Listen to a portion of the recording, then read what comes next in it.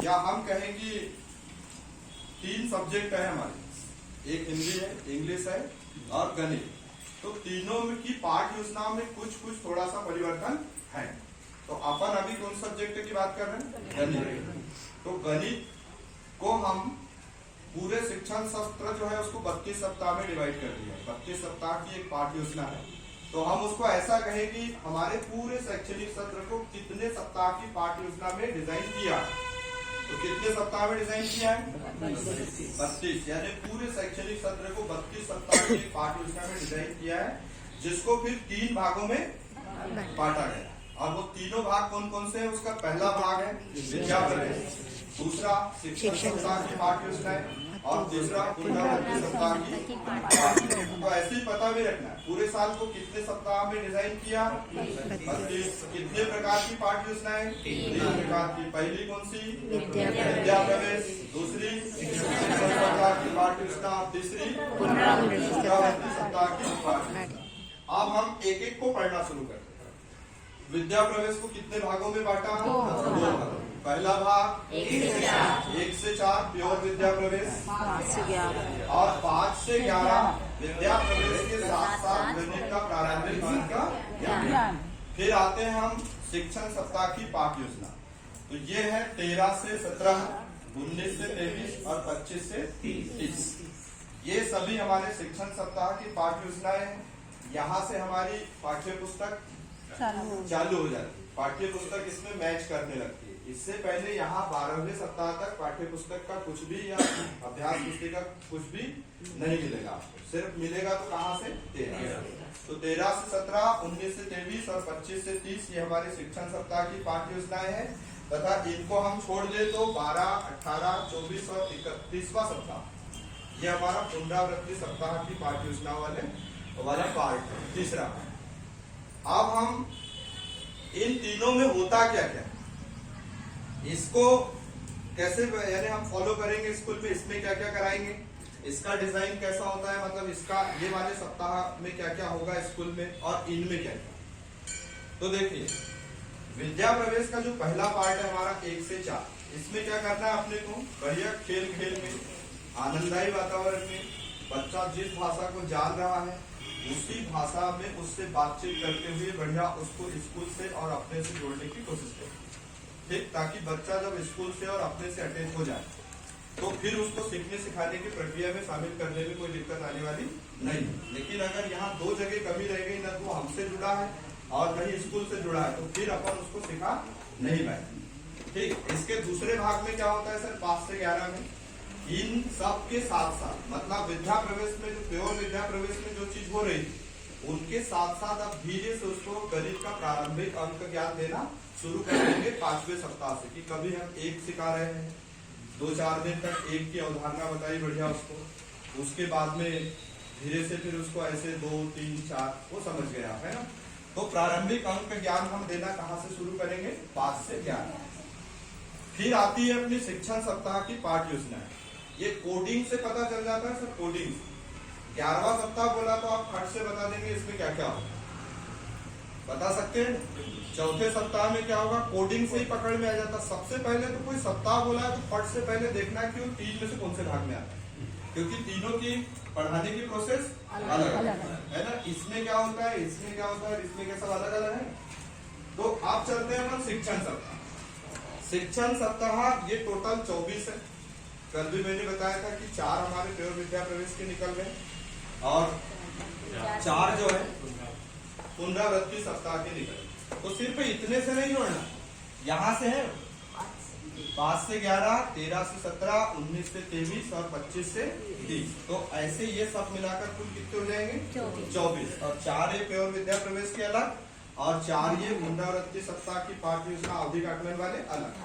तो ये 24 सप्ताह की डिजाइन लगभग सेम होती है, पर उसमें भी फिर भी ये जो 20 सप्ताह होते हैं 20, इनमें पाठ्य पुस्तक इन्वॉल्व होती है, हमारी अभ्यास पुस्तिका इन्वॉल्व होती है। यानी अभ्यास पुस्तिका पे और हमारी जो पाठ्य पुस्तक है उस पे काम कहाँ से शुरू होता है? 13।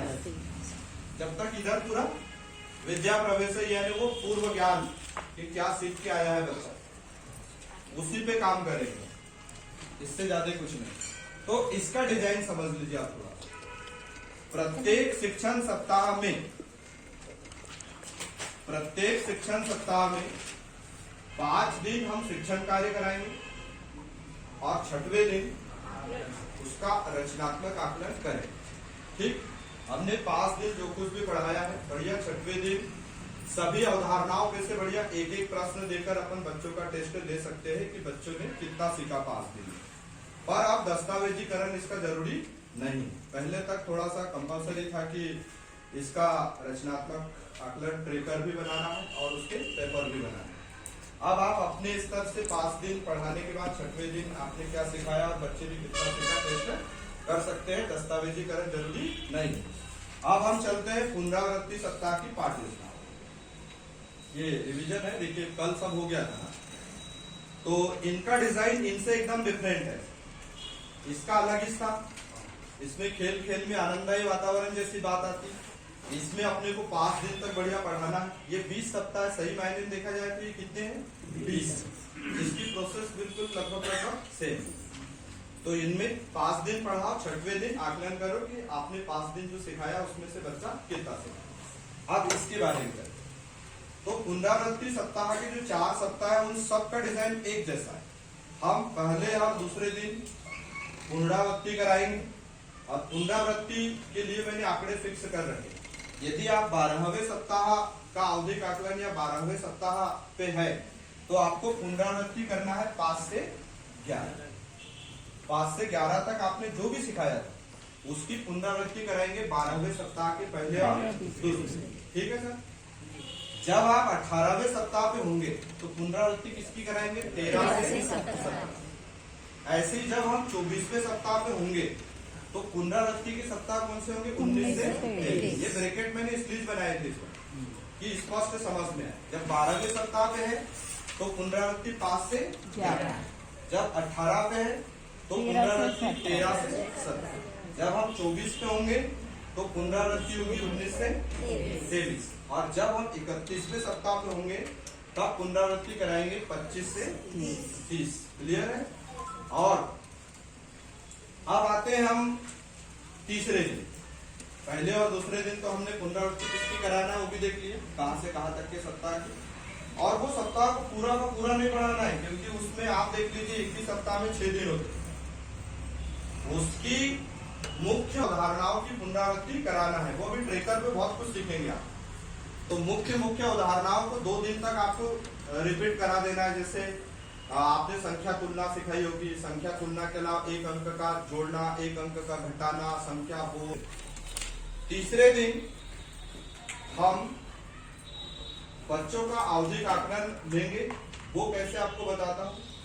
आपकी जो अभ्यास पुस्तिका, कल उस पर बहुत लंबा समय लिया था इसलिए भी हम थोड़ा समय कम मिला। अभ्यास पुस्तिका का डिटेल 1 मिनट में समझिए। उसमें 3 प्रकार के कार्यपत्रक, कोई भी अभ्यास पुस्तिका की बात करें तो 1 मिनट में डिटेल बता देंगे सर। इसमें 3 प्रकार के कार्यपत्रक हैं। सबसे पहले दैनिक अभ्यास पत्रक, दूसरा मूल्यांकन कार्यपत्रक और तीसरा संवर्धन कार्यपत्रक। तो जिस सप्ताह का आप आवधिक आकलन ले रहे हैं उस सप्ताह के मूल्यांकन कार्यपत्रक लास्ट में दिए हैं। जहां आपने दैनिक कार्यपत्रक समाप्त हुई है ना बुक में, उसके बाद से चालू होते हैं मूल्यांकन कार्यपत्रक। और जब मूल्यांकन कार्यपत्रक खत्म हो रहे हैं तब वहां से क्या शुरू हुए हैं, संवर्धन पत्रक शुरू हुए। पहले पूरे सप्ताह के डेली के क्या दिए, दैनिक कार्यपत्रक, फिर मूल्यांकन कार्यपत्रक और लास्ट में क्या है। तो जिस सप्ताह का ले रहे हैं आप सारे बच्चों का वो वाला पेज या वहां से आप बच्चों को स्टार्ट करा, क्योंकि और समूह का निर्माण करना। उस दिन के 3 काम होते हैं। आकलन, वैसे तो 4, आकलन, कॉपी चेक करके ट्रेकर भरेंगे, ट्रेकर भरने के बाद में समूह निर्माण करेंगे। ये स्वाभाविक सी प्रक्रिया है कि आकलन के दिन क्या क्या होगा। तो ऐसे हमारे कितने दिन बीत गए पुनरावृत्ति सप्ताह के, 3 दिन। पहले और दूसरे दिन पुनरावृत्ति किसकी कराना है बता दिया। तीसरे दिन आकलन, ट्रेकर को भरना और समूह का निर्माण। अब चलते हैं चौथे और 5वें दिन। तो चौथे और 5वें दिन सर पुनः शिक्षण के लिए डिसाइड। काय के लिए डिसाइड है? अब पुनः शिक्षण किसका कराएंगे? जो बच्चा तीसरे दिन के आकलन में पीछे रह गया, अपने लक्ष्य को प्राप्त नहीं कर पाया था, उन बच्चों को 2 दिन और तीसरे दिन के आकलन में लक्ष्यों को पार नहीं किया था या लक्ष्यों को प्राप्त उन्होंने नहीं किया, तो वो कहाँ कहाँ कौन कौन से लक्ष्यों को उसने प्राप्त नहीं किया, उनको एक बार फिर से सिखाए। चौथे और 5वें दिन वो जहाँ जहाँ फेल हो गया था ना, वो अवधारणाएं उसको फिर से बताए। अब